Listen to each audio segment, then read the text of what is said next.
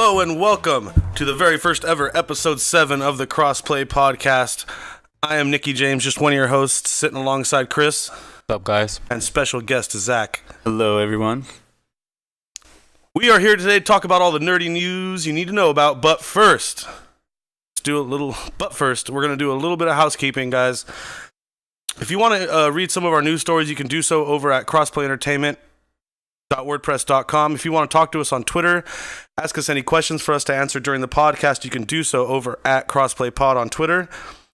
Check us out on Facebook. Our Facebook group is pretty active. We're uploading a lot of videos there. You can also support us on Patreon if you feel like you want to do that over at patreon.com/crossplayentertainment. One last bit of housekeeping. We're doing a giveaway when we reach 50 subscribers on YouTube. We're getting really close. We're currently sitting at 42. When we hit 50, one lucky winner is going to get a Crossplay prize pack of 3 months, their choice of either Xbox Live or PS Plus, and a copy of Battlefield 1 on the Xbox One. So go tell your friends to subscribe and get yourself some free stuff. As the subscriber numbers get bigger, the prizes are only going to get bigger. So let's break right into the news. So Zach's with us today. Hello, everyone. I'm Zach. I've been on a few Let's Plays. Best friends with Nick. I've known him since I was in 7th grade. We've been friends for a long time. Known Chris for a long time. Yeah, I know Chris too, I guess. Chris is also Chris is here. cool, I guess. Today, Chris is on one. I'm going to put you on blast. I'm fine. Chris came in grumpy as shit. No, I even had to give him a Mr. hug. Grumpy Pants, I had to hug you. Wait, first of all, I never came in. You came out to me and Yeah. started shit. I didn't start shit. I came out and said good morning. No, How was that starting You shit? said, hurry up. Because you told me to not hurry you. Don't Get tell your me leg what off. to do. Zach's can't be tamed. Don't tell him what to do. Let's get into the news. Let's go, news boy.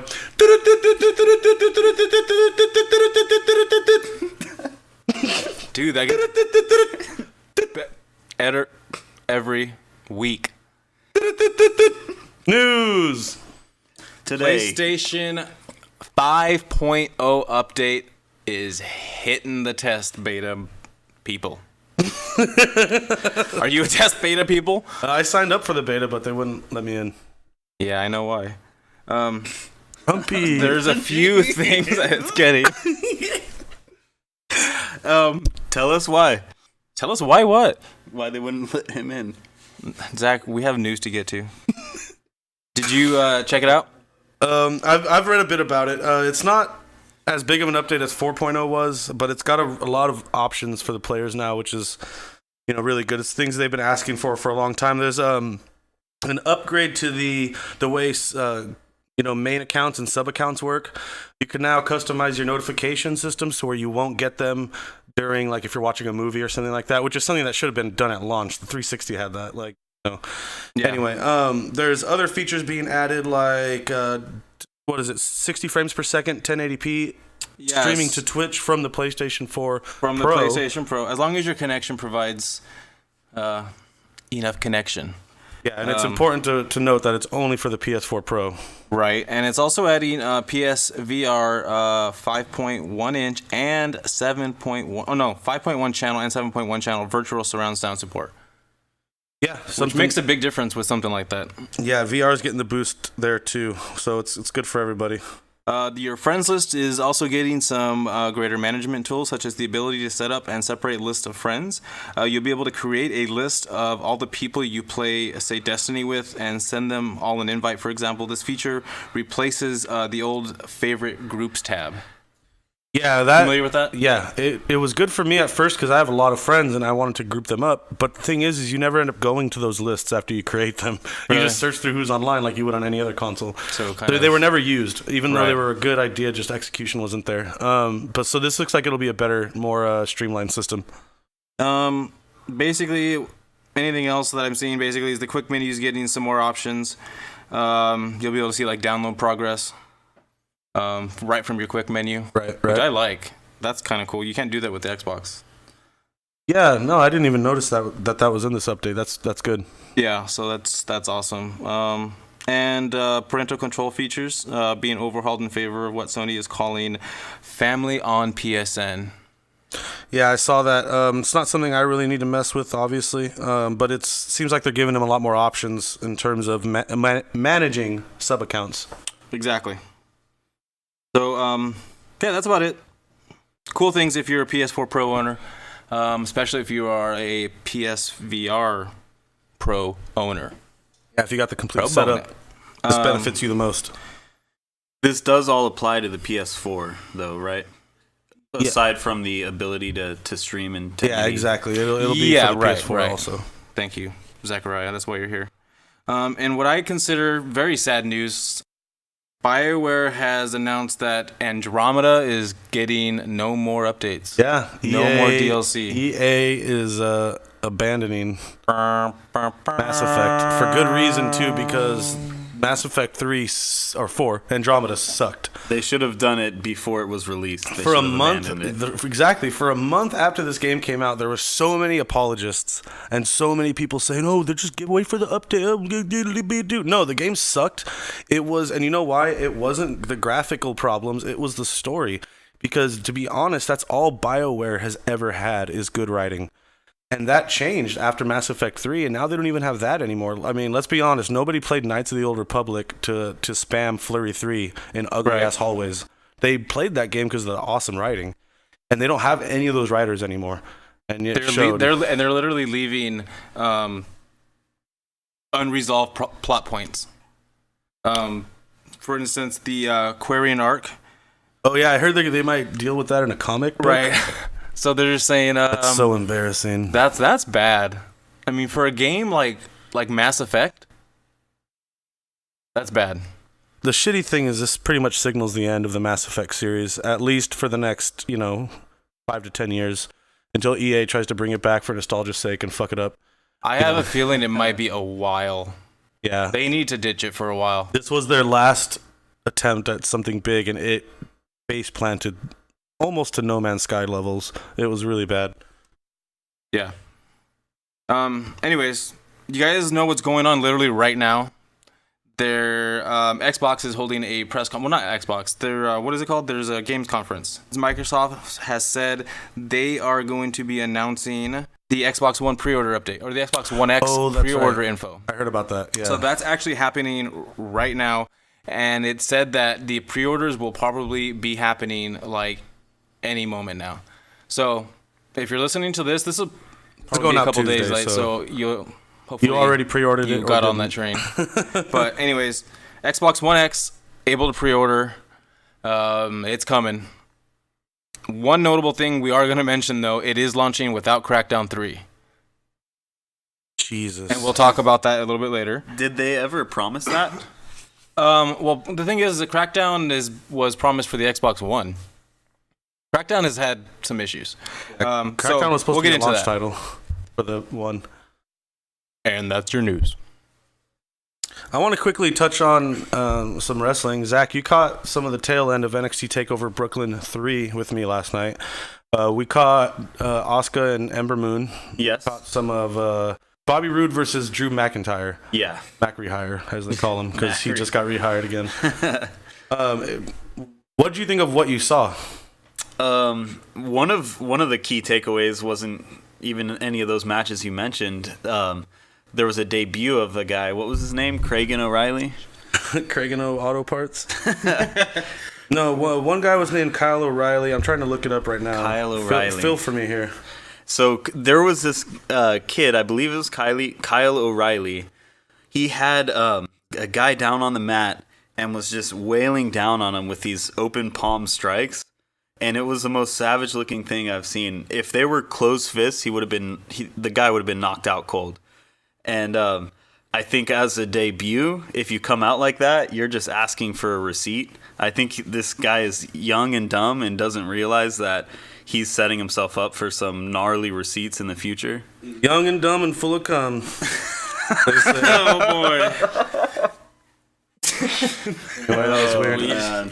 Yeah, these guys came on the scene and did something truly outrageous with those palm strikes and the way they had control of the new champions, tag team champions. The kicks they were landing too. Remember some of the kicks? Yeah, it was not a good scene for those that were on the... I saw rib cages being rattled. It was pretty savage. Yeah, it was a really great show. What NXT tends to do is when WWE, when the main roster is having a big event like SummerSlam or WrestleMania, they have their big event the Saturday night before, and they did it again this year.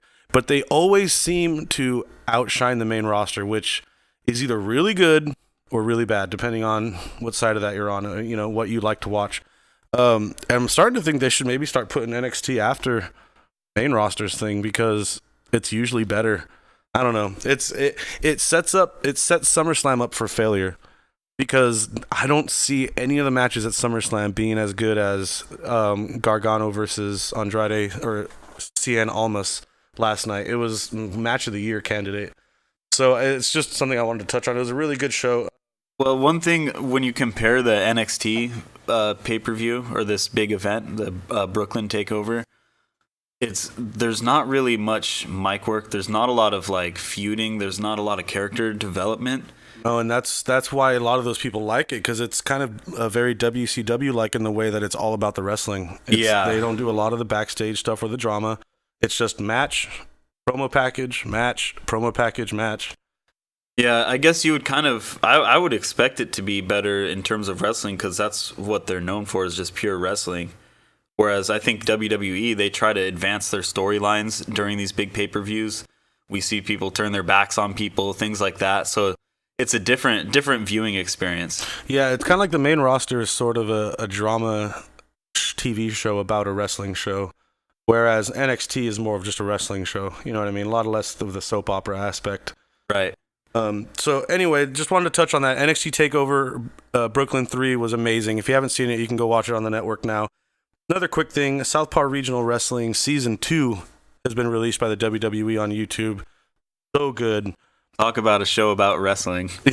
Yes, and I can't wait to watch that. I haven't seen it yet. It's so funny, dude. It's something I want to support because I really want to support the WWE reaching out into other aspects of entertainment.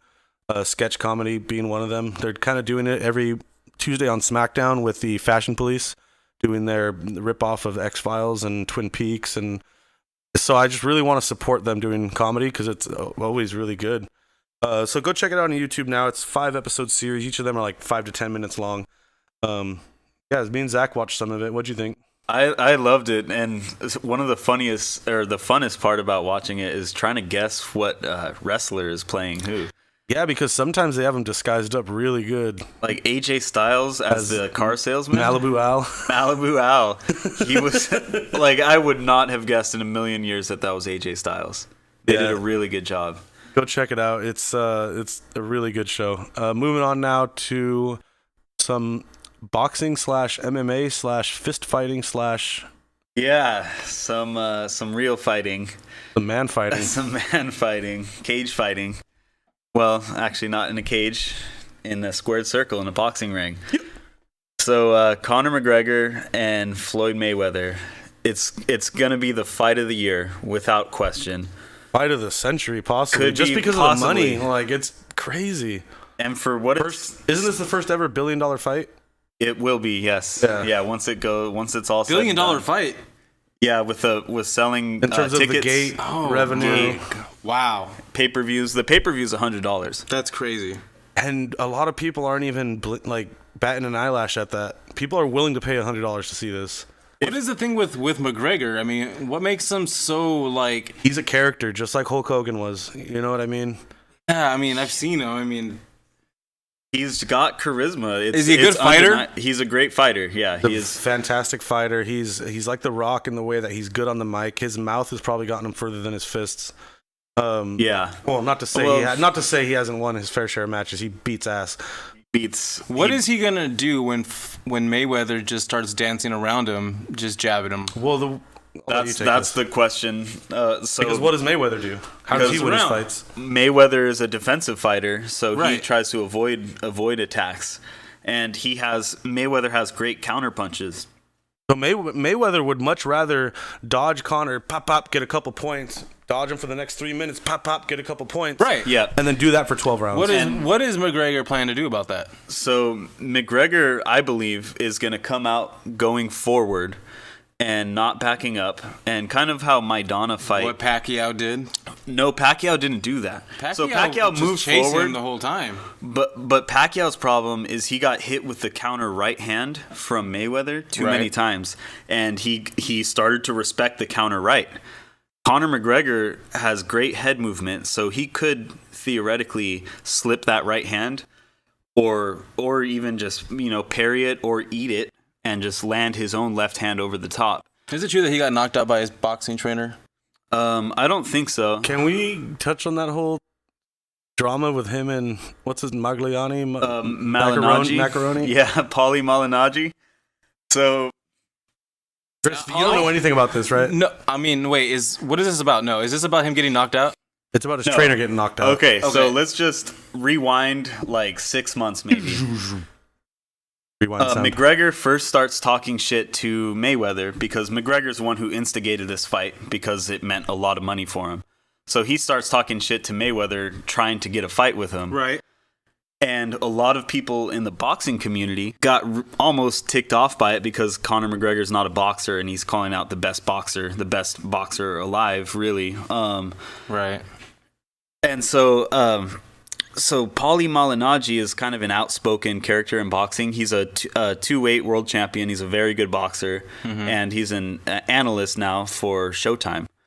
So Paulie gets irritated by Conor McGregor calling out Mayweather and tells him in an interview, talking about how disrespectful it is, says that if he put ankle weights on his feet, tied his right hand behind his back, and left his chin out, something to leave his chin up exposed for Conor McGregor. Is this guy a righty? He is a righty. He orthodox fighter versus a southpaw, which is what McGregor is.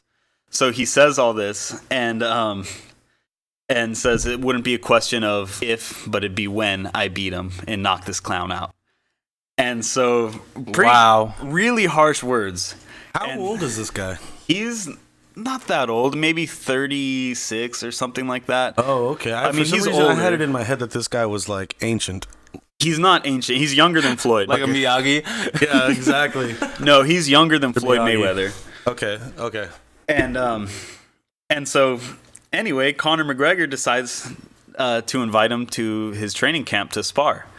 So, common thing in boxing. And McGregor kind of had it set up like he was going to whip his ass.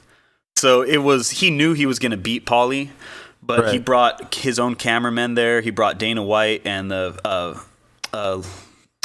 official, the other owners of Zuffa Entertainment, people that own UFC. Yeah. Okay. And so it was all kind of there to watch Conor McGregor whip Paulie's ass because that's what Conor thought was going to happen, and it did. He took pictures, but Paulie asked him not to put them up on the internet. But McGregor posted one anyway of him with his hands behind his back, backing down Paulie, and you see Paulie's face is kind of busted up, like you could tell he took damage. He's taking a few. Damn. Yeah, so it gets better. So Paulie gets so ticked off by this, he starts talking all this shit and leaves the training camp and says how unprofessional McGregor is and all this shit.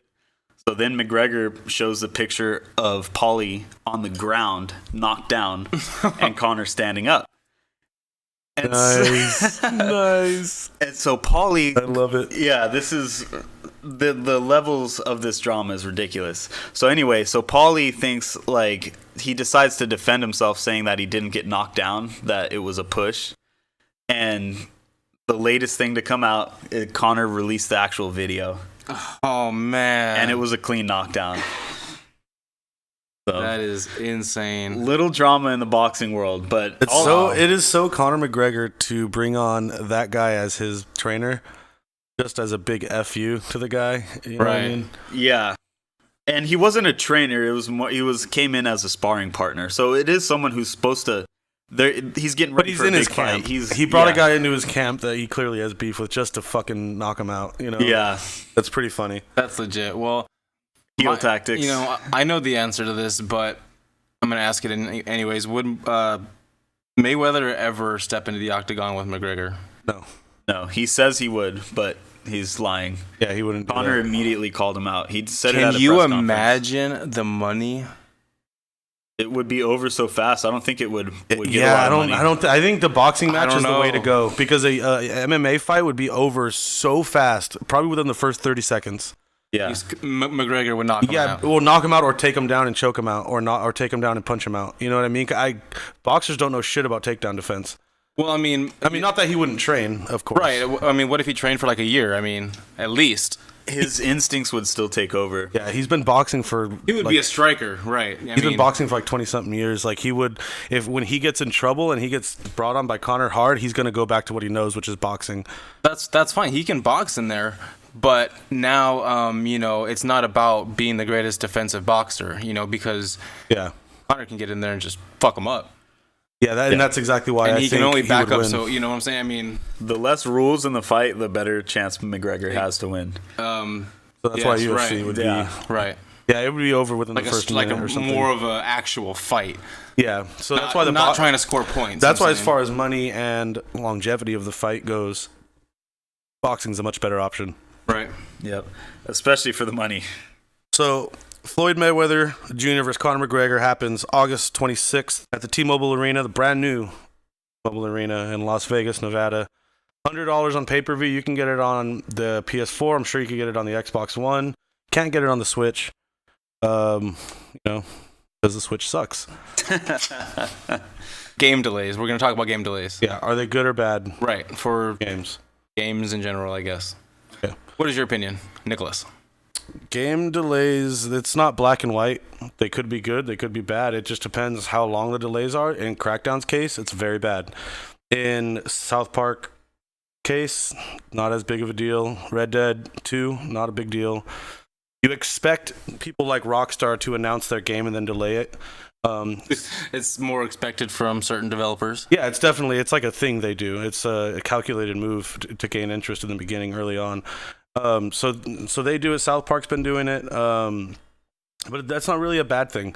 However, when you get into the point where there's stories coming from the developer about problems within the studio, get to your third delay, when you get into development hell, that's when it's no longer a good thing. The Last Guardian was in development for 12 years, came out to a thud. Duke Nukem Forever was in development for 10 years, came out to like a 2 out of 10 from IGN. And it's just not that Crackdown's going to have that same fate, but it's not looking definitely good. Not close to the 10 or 12 year mark yet. If it gets delayed again, I would say there's some serious issues going on. I have a feeling they're reacting to fan reaction from their E3, which was, I believe, some fans had complaints with either the graphics or the art style. It was the HUD and the art style. Right. So I think this sounds like they're going back to address that, but it could be anything, right? I think it's going to be much more than that. The fact that it hasn't been 10 years is understandable. Like, okay, it's not as bad as The Last Guardian. However, it is kind of as bad. It is kind of as bad because the length of the delays. It's the year each time. So that should be worrisome, and that should be a red flag, and it makes people in the game community lose faith in the product. Like now, I was thinking of buying Crackdown 3. I'm definitely not gonna now. There's a reason it was delayed 3 times. Something's wrong. So I'm gonna wait to see reviews. Right. I'm sure it'll be good, but I would have probably waited to see reviews. I actually wait to see reviews on most games anyways, but especially games you're gonna pay a lot of money for, like full price, $60. I want to see what people are saying. I want to see what's the issues games are having. That's part of the reason why I don't buy consoles first day. Same thing. It's kind of they get fixed over time, and a lot of times you just don't want to deal with it. That initial hassle. But my opinion as far as game delays go is, what do you think is more upsetting? Playing a game that you paid full price for that's not finished, or is almost or is maybe broken, or just not done. Or a game getting delayed until it is more done, we'll say, because there's no such thing as a bug-free game. well, kind of a leading question. You know what I'm going to say. Of course, I want a game that's done. on release. So that's basically my stance. I would rather have that. So if it means that the game's going to come out better, yeah, then I'm all for it. See, and that's where I'm looking at it from when you see delays like Red Dead being delayed 6 months, South Park being delayed 8 months. Yeah, a game like Red Dead, when I hear it's being delayed, I don't get that upset because I know the scope. So that's of those games. So that's my feeling when I hear about those games being delayed. Is of course they're just trying to tighten up some loose ends and make it better. But Crackdown passed that a delay ago. Well, what kind of game is Crackdown supposed to be? Is it anything open like world, Red Dead? It's open world. Yeah. It's Grand Theft Auto like. It's open world. So it's gonna be definitely bigger, right, than the last one, Crackdown 2. You have a lot of. It's not like it's some linear story. It is an open world. There's a lot more to it. It's hard to say. If there is development problems going on, they're not going to say it. Well, what did they say was a problem? Well, did they give any they're reason? Not saying that's another red flag. They're not telling you the issue. Oh, sometimes, like for instance, when South Park: Stick of Truth was delayed a few months ago, the developers, Ubisoft, came out on the PS4 blog and wrote a very detailed post as to what was happening, why it was happening, what they're fixing. But when you have radio silence, like in the case of No Man's Sky, or in this case Crackdown 3, that's another red flag. You were saying that, when a game is delayed, it's usually good because you want a good finished game. Crackdown 3 is beyond that. Crackdown 3 is already, with this bad press coming out, combined with the third year of delay, combined with just the gaming community seems to be losing faith in it. It's just a lot of red flags for Crackdown 3. So they're going to have a pretty stellar game for it to... I don't know if we've seen enough, though, to say that it's, it's finished or it's, in bad shape. No, I actually haven't seen much of anything, right? I would say it's worrisome right now, but I wouldn't say the game is in danger. I think they need to release like some sort of like footage or... That's the thing, is they did that at E3 and you saw what happened there. Like people were not... Was that actual gameplay? Very little, right? It was, pre-alpha footage. Yeah. And that's another worry thing. Pre-alpha footage? I mean, pre-alpha is a very, it's a pretty early stage. Exactly. Pre-alpha footage when the game was supposed to come out 2 years ago. So it's just a lot of red flags, but Microsoft has got the deepest pockets around, so they're not going to let go of this game. They've already put too much into it. But the excitement for this game has definitely died down significantly, I think. All I can say is that I hope it means a better game. Yeah, I'm gonna take get it. Out as long Terry as it doesn't Crews. Get shit reviews. I'm gonna pick it up because I really loved Crackdown 2. You have like a lot of superhero-like abilities. You play that? I haven't. No. You work for this company called the Agency, and you're basically taking down gangs across the Grand Theft Auto-sized map. So this gang owns this portion. You go up the ladder, kill the bosses, etc., etc. You free that area. So that's what you do across the whole map. Game over. That sounds pretty fun. So you also have a lot of superhuman-like abilities that you can add to yourself, like the ability to leap over buildings, pick up cars, things like that. So Crackdown 2 was really a little wonky, but it was so fun to play. So Crackdown 3... I found myself spending most of my time going from rooftop to rooftop collecting those agility orbs so that I could jump and run faster and faster. That's all I would do, I would run around. There's these little green orbs you pick up to make you boost your agility and stuff. It was just like that in Family Guy when he's like, ooh, piece of candy.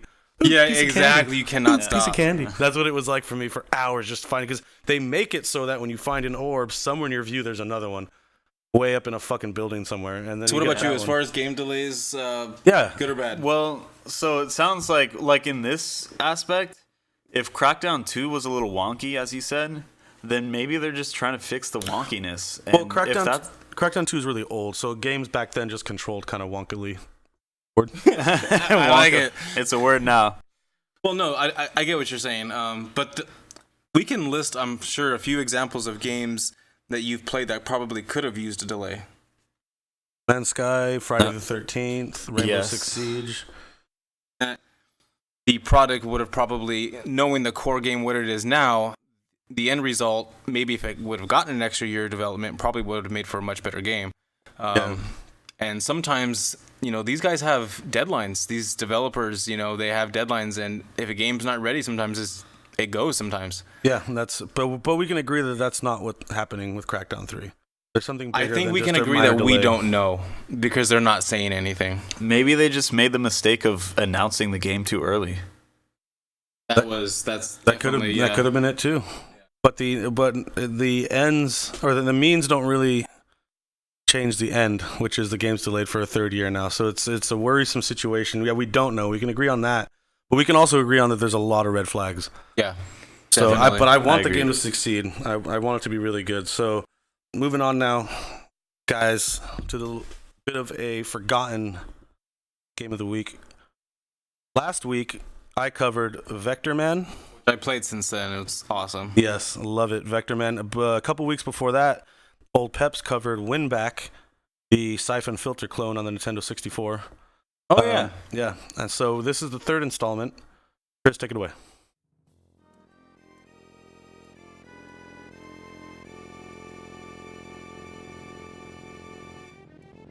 For this episode, we are covering the Magical Quest starring Mickey Mouse on the SNES.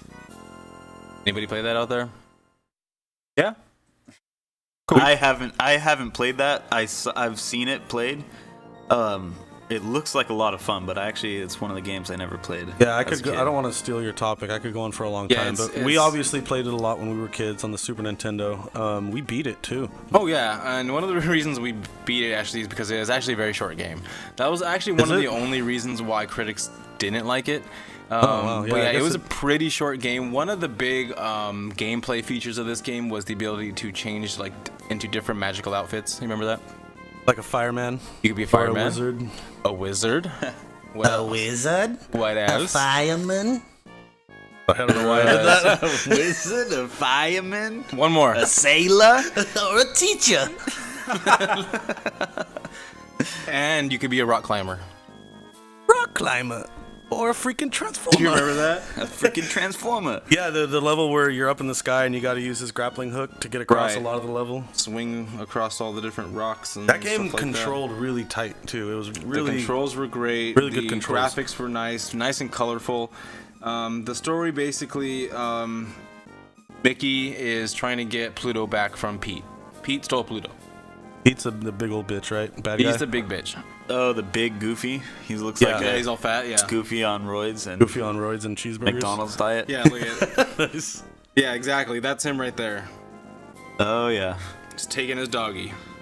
So Mickey is on, he's on his way to save Pluto from Pete. That's hard to say sometimes. And so yeah, the game spans across I think only 4, maybe 5 chapters or sections, levels, worlds, whatever you want to call them. Like I said, very colorful game, super fun, and I think actually in the very end, don't you find out that Mickey was asleep the whole time? All a fucking dream. Oh, what a cop out for a game. It's so stupid. I was like, wait, what? We were just asleep the whole time?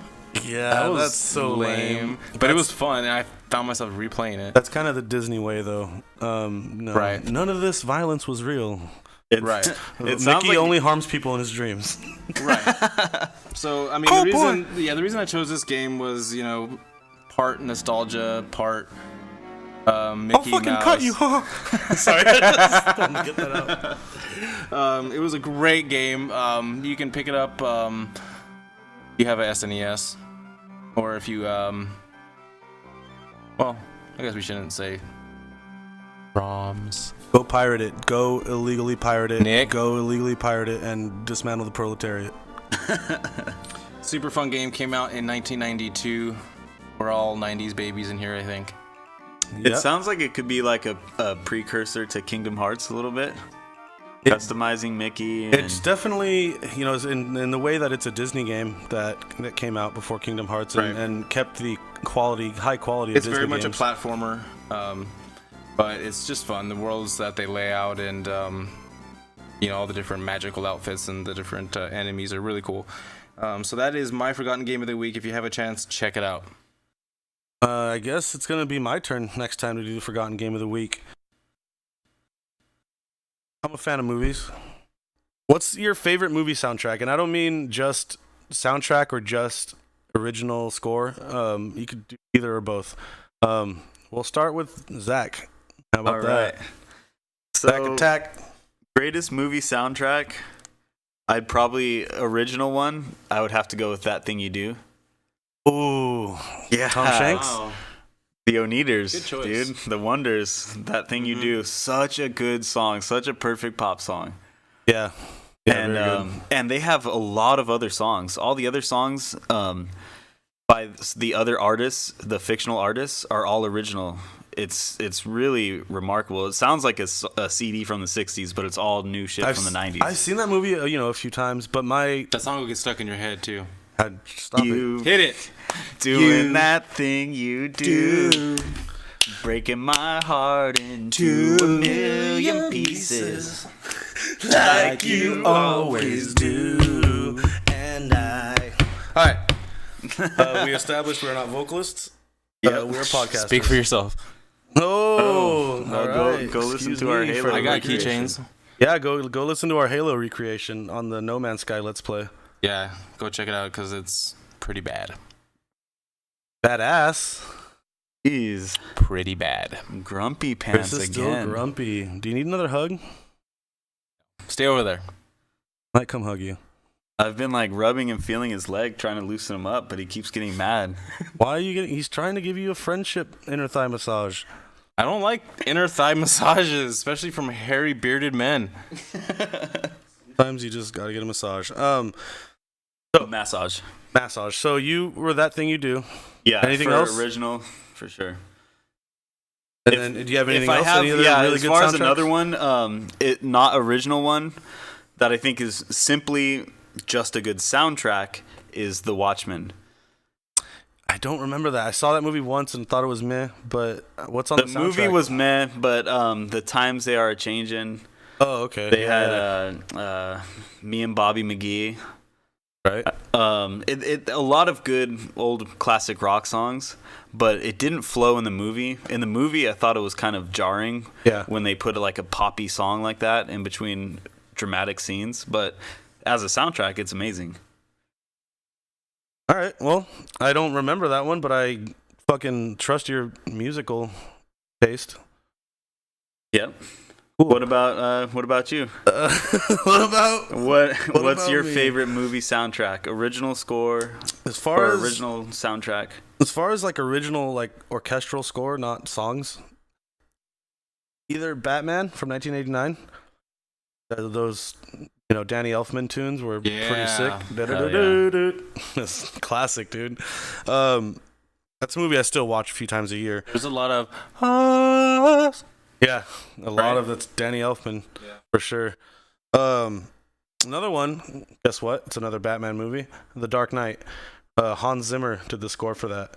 And I watched this cool documentary about how he did the... Do you guys remember in The Dark Knight, the one with the Joker? In the beginning and throughout the movie, it's a theme whenever the Joker's around. It's like a low-pitched buzzing that gets more and more intense, and it's kind of like unnerving. Very unnerving. Do you remember that at I all? do, yeah. It's used all over the movie. And he did that by like taking a violin bow to a hacksaw or something, or a long saw, and recorded that and messed with it. And it was just really ingenious. Hans Zimmer's done a lot of good movies and video games too. He did the soundtrack for Call of Duty Modern Warfare 2. Remember that game? He did? Yeah. Wow. Yeah, so one shout out though, big shout out goes to the soundtrack for the movie Oh Brother, Where Art Thou? Oh, yeah. That movie is gold. That soundtrack was on the Billboard #1 for longer than any other movie. Never ever. seen it.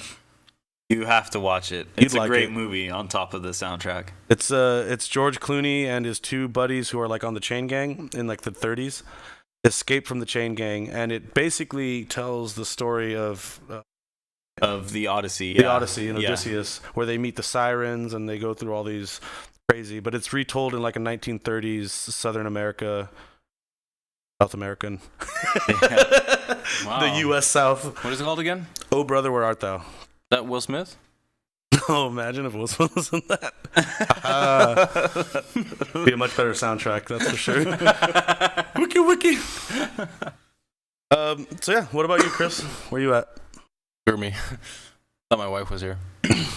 My Scared heart you? stopped. Because you see it flutters when you see her, right? Exactly. I thought she was gonna burst in here and pull me out by my ears. I'm trying to save your ass, dude. I know. I'm just being honest. And into bed where you'd make sweet love? She loves me, but she's just loves me a lot, and that's why. You're just really banking on her not getting in 43 minutes into the podcast? No, she'll get into it. She's already sent me quite a few messages about the last topic we had about the dreams. Well, that's what you get. So, soundtrack. Yeah. Anyways, Couple. I got for original. I got The Nightmare Before Christmas. Another Danny Elfman classic. Yep. I listened to that a lot as a kid. I had this soundtrack on a CD. What are some highlights from it? Kidnap Mr. Santa Claus is the best song. Kidnap Mr. Santa Claus is a good one, but I think my favorite is probably Jack's Lament. Jack Clement? Jack's Lament. Oh, okay. Like, you know what a lament is. Yes.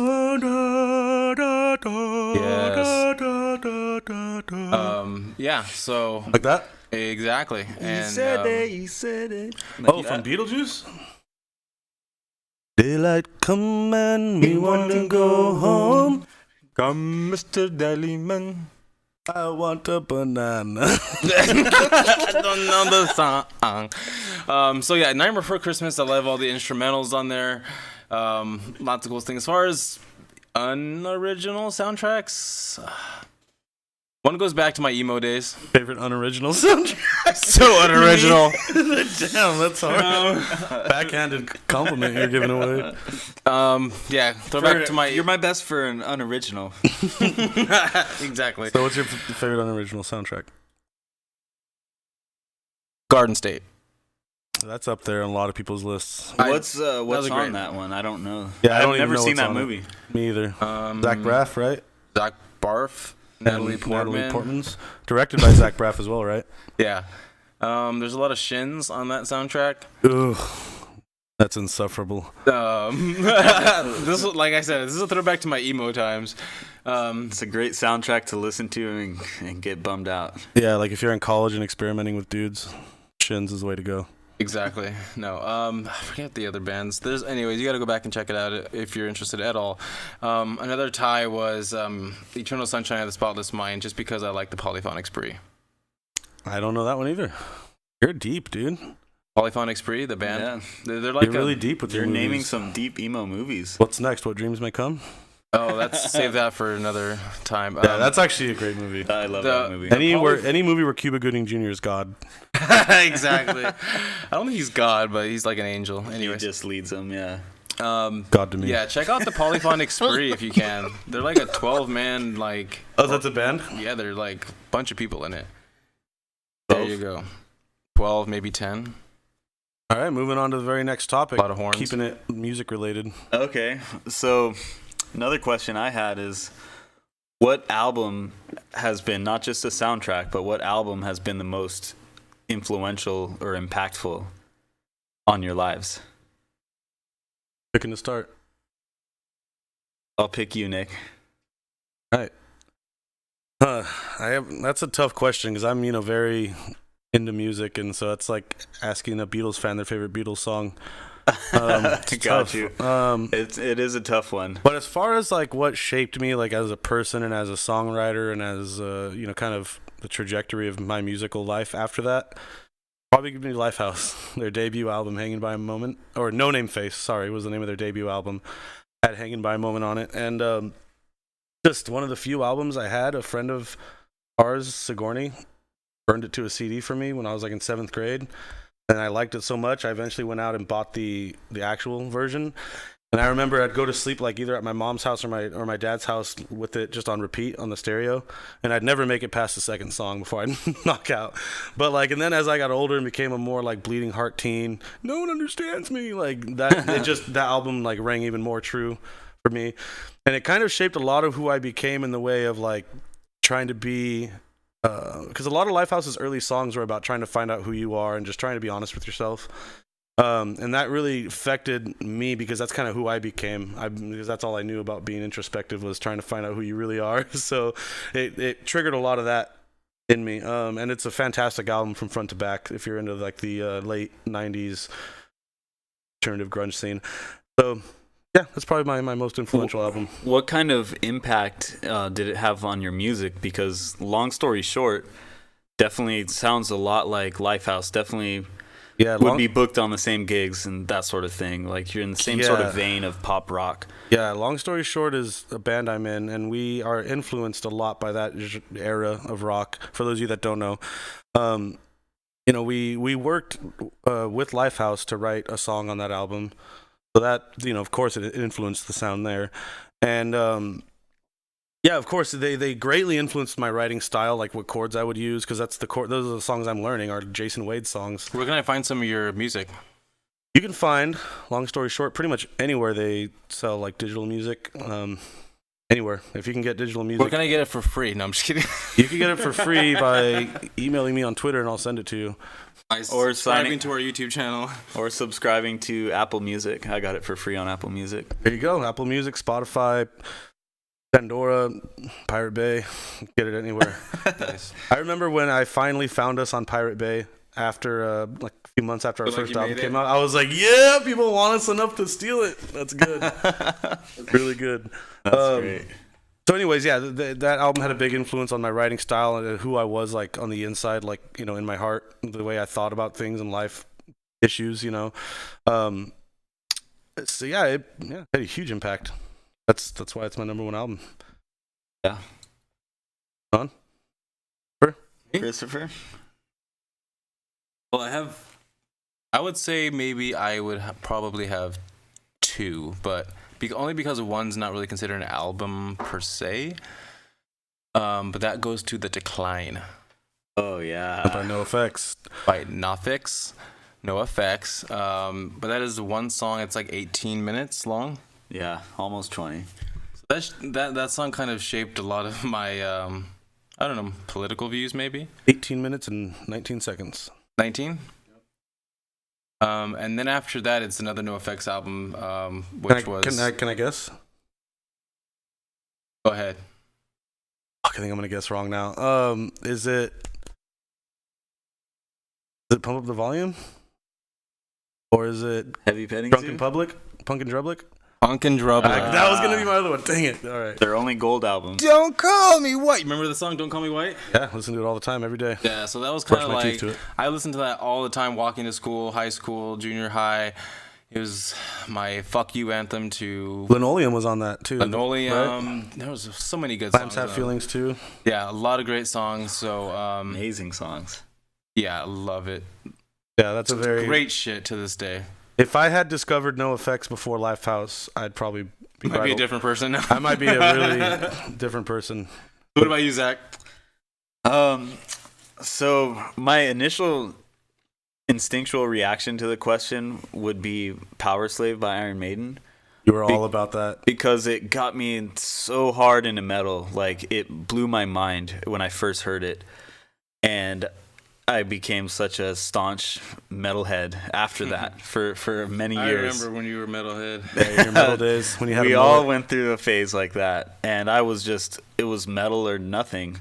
But before that, I was really, really into pop punk. I loved pop punk, and a specific album, "Say It Like You Mean It" by The Starting Line, right, was just so, I don't know, I just struck a chord with me. I was also, like you, kind of an emo type of kid, like just, you know, coming of age type of just aggression or angst and who am I? You don't understand me. And falling in love, that sort of thing. And so I just really, I really dug the lyrics and everything too. And, you know, I never was in a metal band or anything like that. And I don't really write much metal music either, but I was in a pop punk band. And the songs that I would write for it were they just came so naturally because it was just the music that really had the impact on me that I didn't realize. It was, you know, it's one of those situations where things impact you, but you don't even realize the impact that it has. So, yeah, without question, it's got to be Say It Like You Mean It. So. Yeah, so but Power Slave, Ace is High. Run to the Hills? Oh, right? Ace is High, Power Slave, yep. 2 Minutes to Midnight, Lost for Words. I didn't know. Flash of the Blade. Like that album is fucking incredible. And, you know, it had an impact on me as well. It had an impact on my personality, probably, I guess you could say. You know what, not to take it off what you were saying, but another album that kind of ended up having an influence on me in terms of metal was Dream Theater Live at the Budokan. Oh, nice. Yeah. Do you remember that one? Oh, yeah. Man, they do this 12-minute long instrumentally, which is they're a progressive metal band, so they do a lot of crazy ass instrumental stuff. But this was a medley, a combination of a bunch of their instrumentals from different songs into one big song. So it sounded closer to Mozart than it did, Periphery, like a metal band, because it was composed music. And these guys are from Berkeley School of Music, was it? Yeah, pretty much all of them. So they're all geniuses, like when it comes to writing for their instrument, and it's just 12 minutes of musical perfection. That's where Eric Andre went too. Another genius and legend. Do you know Eric Andre? I do not. We're gonna familiarize you with him pretty soon. Yes, you're gonna love him. Anything else to say about Starting Line or Iron Maiden before we move on? No, I think that's I spoke my piece. All right, moving on to a little horror talk. Not horror talk, horror talk. I'm a big fan of Freddy vs. Jason, that movie. What did you guys think of that? I liked it a lot. It was really fun to watch. Yeah, I don't know. It was good. It's a fun horror movie, right? Pretty much what I expected. What about you? Did you see Freddy vs. Jason? I have seen it with you, and Freddy kind of steals the show. I love his blatant use of the word bitch. Yeah, he's overuse of the word bitch. Overuse of the word bitch. I mean, yeah. Bitch. It's just bitch. It's always like a hard B on it, too. Bitch. Yeah. But yeah, I loved it. It was kind of comical, scary in a way. And I hope they get a few more movies out of Robert Englund. Yeah, he's getting up there in age. He is, but nobody else can play Freddy. I went to his house once. Did I tell you that? No. Not in his house, but to his house. Yeah, that would be very dangerous. I don't know if I would go into Robert Englund's house. Well, I was a junior in high school, and me and my buddy Charlie were just running around Huntington Beach looking at the expensive houses. And they were all, really accessible from the street, so you could look in their windows. And we were just, nosy ass kids. And we looked in this guy's office window, and he had nothing but Freddy Krueger memorabilia. And then we saw this dog that looked like a wolf. It was just this enormous dog. And Robert Englund saw us looking in his window, and we were like, "Oh fuck, run!" We didn't know it was him. We're like, "Run!" And we start to run. And he comes out the door, and he's like, "You guys want to see this?" And we're like, "Yeah." He's like, yeah, just come in real quick. My wife's on her way. Just come in and we'll see this for a minute before I got to go. So he let us in his house. We were there for 2 minutes, showed us around. His dog was, I don't know. You are fucking insane. That sounds like a setup for as soon as you walk in the house, the door shuts. Welcome to my house, bitch. Yeah. Oh, you're so ballsy, man. So we were there for like 3 minutes. It was a cool experience because I didn't know it was Robert Englund. Even back then, I was a huge Freddy Krueger fan. So it was a really cool experience. But let's talk a little bit about the future of horror movie crossovers. Chris, what do you got? Yes, I've recently heard rumblings of a possible Child's Play on Elm Street type crossover. So that's something that I would really be interested, because a crossover where you're having Freddy and Chucky, two characters who are both very witty, I think would be excellent. I think it would be better than Freddy vs. Jason. A, hell yeah, I'm on board for that. Right? Absolutely. B, how are you gonna do that? How is Chucky gonna impose a physical threat to Freddy? You know what? From what I've heard, the ideas that are being thrown around, it's not really a Freddy versus Chucky way in, they're trying to kill each other type of thing. It more becomes a game of one-upmanship. Oh, okay. Well, my question is invalid anyways, because, how did Freddy Krueger pose a physical threat to Jason?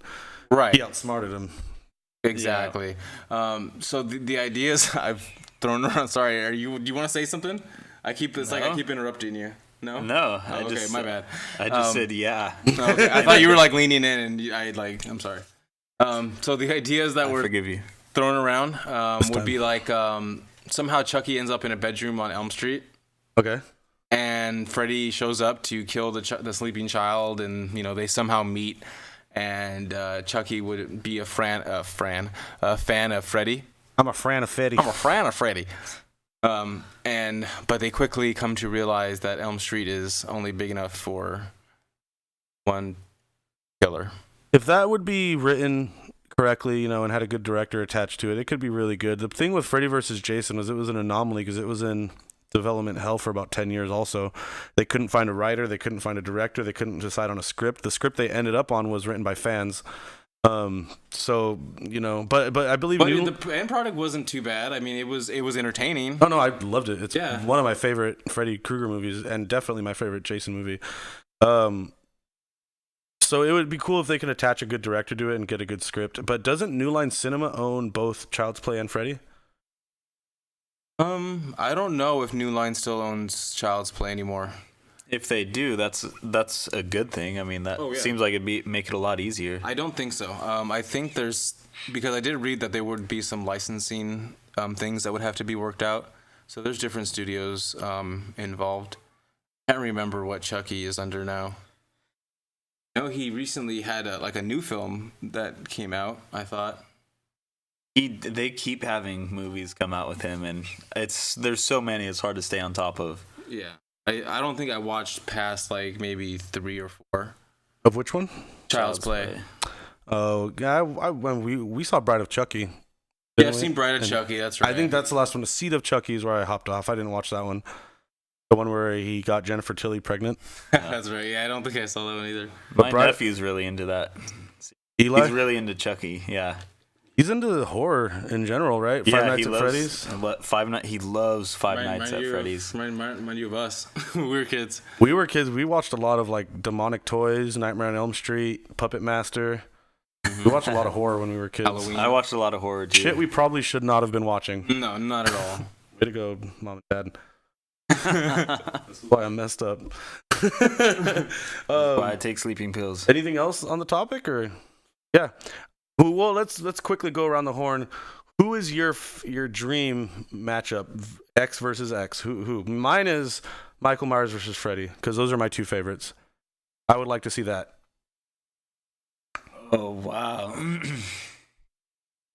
I would say maybe the Leprechaun versus Chucky. That would be hilarious. Two little guys just going at it. That's a comedy. Guys, yeah. That's a comedy. It would be amazing. Oh man. They could have yakety sax in the background. So funny. I would honestly love to see Freddy versus Ash.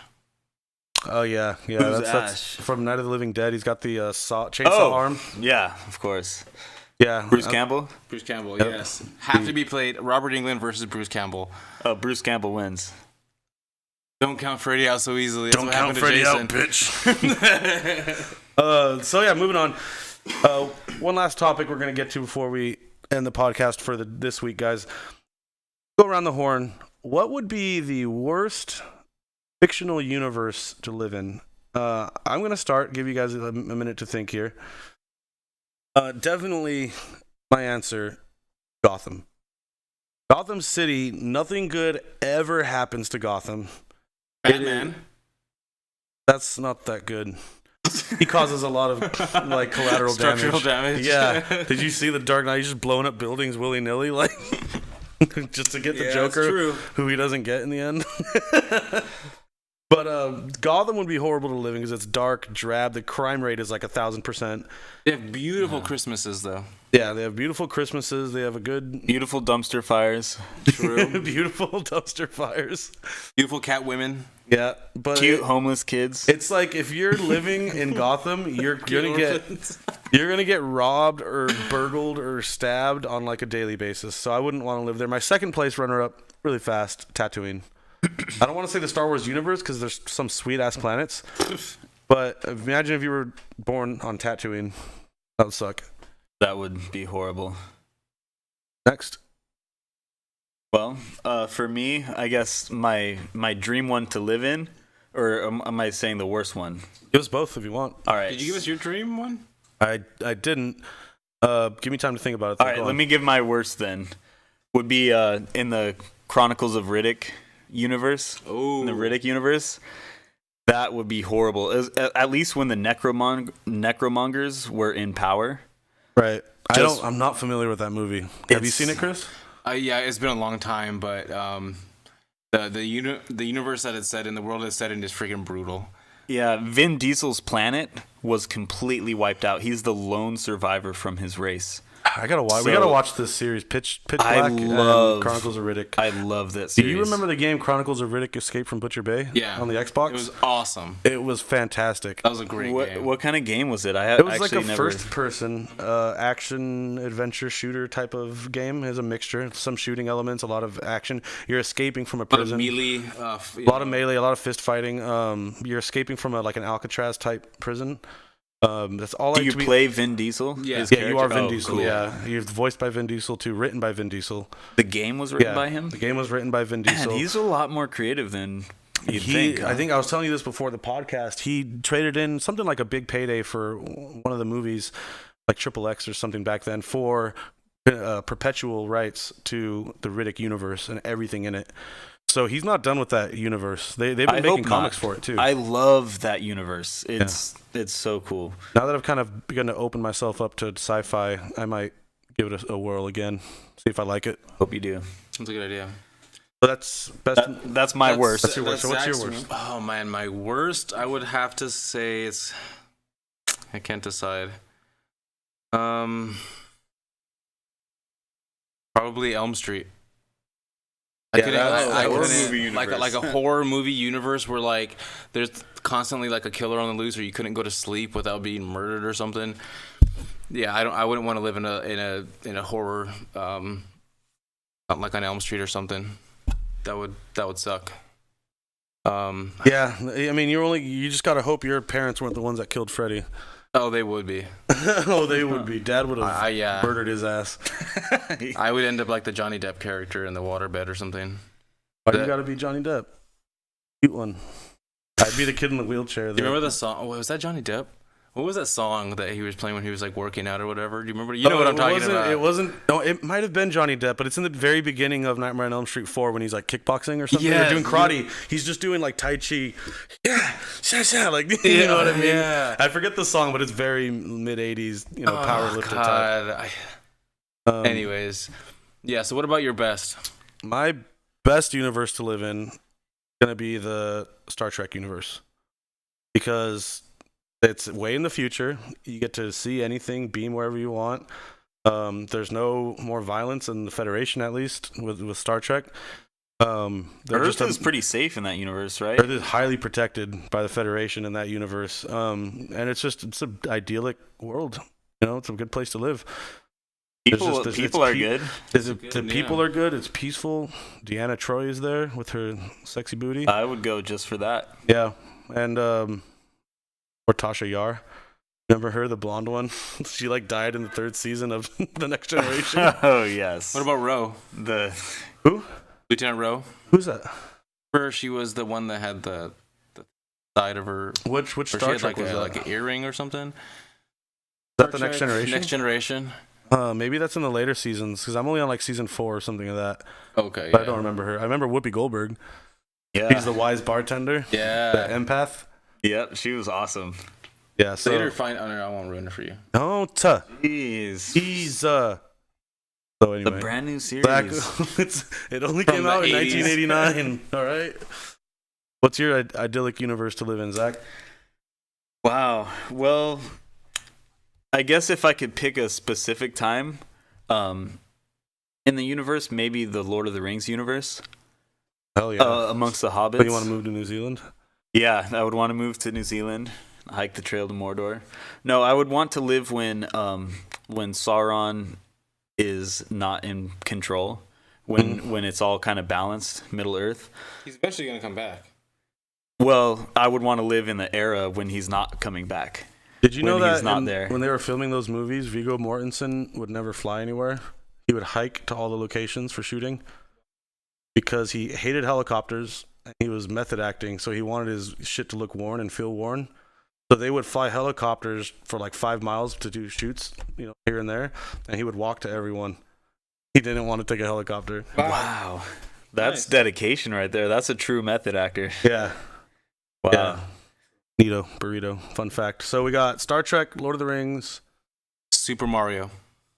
Nice, just doing shrooms all day. I would be killing running turtles, around, stomping out smashing turtles, saving princesses, stomping out turtles, riding little dinosaurs. It would be just awesome. Just Yeah, that's a fun pretty times all the time. peaceful. Any Nintendo universe, like even the Legend of Zelda, would be nice. I thought about Zelda, but it's just a little. There's a lot going on in Zelda. Isn't there some darkness to that universe though? Is The- there, like Mario? Didn't he weren't the blocks and things in there actual people that? He was in the stomping out? original, in the very original NES handbook that comes out with the cartridge, Koopa turned the citizens of the Mushroom Kingdom into blocks. So when Mario's jumping up and hitting those blocks, he's killing people. And they're giving up their No, coins. because he could save They're them like, at the stop! end, just like he Don't did to kill Toad. us. They're Yeah. giving up coins, Taking and their he's wallets. still Trying just- to bribe them not to kill them. Yeah, he But it just, should be more specific. I mean, this was in my head. It was like Mario 64 land type scenarios. low poly count. Low poly count, but 3D. Okay, that's a very peaceful, safe world to live in. Right. All right. Well, I think everyone got their universes in. Yeah. Best and worst case scenarios. I think that wraps it up. This is a long one today, guys. Woo! Hour and pushing 10 minutes. Wow. Thank you very much, Troopers. everybody. We really appreciate you joining us here on episode 7 of the Crossplay Podcast. Don't miss our wrestling podcast that'll be out tomorrow, every Wednesday. And we're doing daily Let's Plays on YouTube. Anything else? What am I missing? Any If you want plugs? us to get rid of Zach, tell us. Want Chris to fight Zach? If you want me and Zach to record a boxing match, Please let do us that. know. I'm 100% down for that, Chris. Or a sumo, or no wait, giant bubbles. Already backpedaling. I have lots of ideas. How about Wall Warriors? How about Wall Warriors? There we go. Tune in. All right. Guys, thank you very much for joining us. We will see you next Tuesday for episode 8 of the Crossplay Podcast.